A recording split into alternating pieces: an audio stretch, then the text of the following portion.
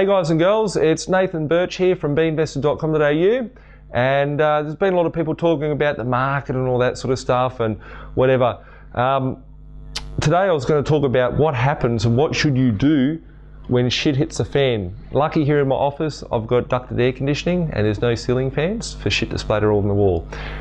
The fact of it is that things can go wrong. It's important to make sure that you minimise your risk at every step of the way. Whilst some markets are booming quite a lot at the moment, like you've got the Sydney market, the Brisbane market's really heating up.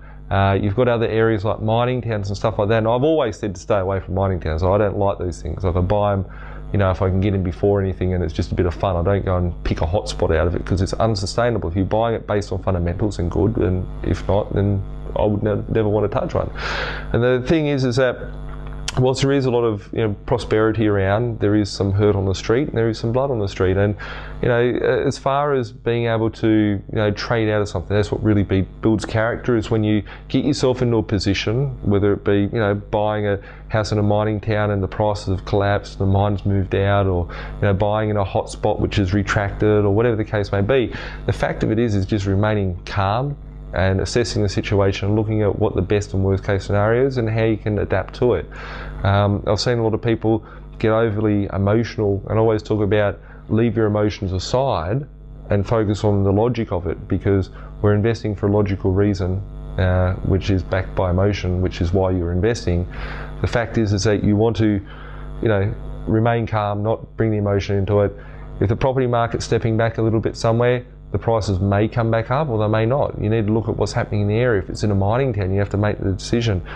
Is this property going to free fall and go down from $1 million down to $300,000, which they can sometimes? I'm not saying sell your properties in mining towns or whatever like that.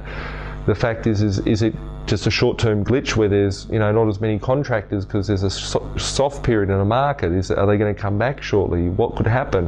What's the general feel on the street? What has happened in the areas past? What are other signs from other areas that are similar to yours that you can adapt to and look at it? I know that if I buy in metro cities, being Sydney and Brisbane and Melbourne and Perth and Adelaide and those sort of areas, that those property markets, that if the market gets a bit soft there, that give it a little while, wait for the dust to settle and the property market heats up again and it gets going. But in those mining towns, it may not be.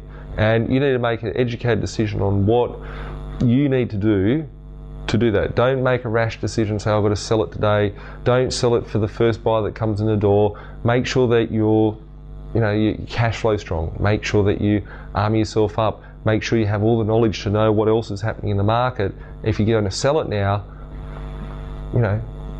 what are you going to lose? If you don't sell it now, what are you going to lose? If you hold on to it for a bit, what are you going to gain? All those sorts of things. And it's not always doom and gloom, it's a matter of remaining calm, taking the emotion away, looking at maybe getting another set of eyes that's a professional opinion, overlooking it, whether it be a local real estate agent in an area, whatever the case may be. Just remember that people have vested interest.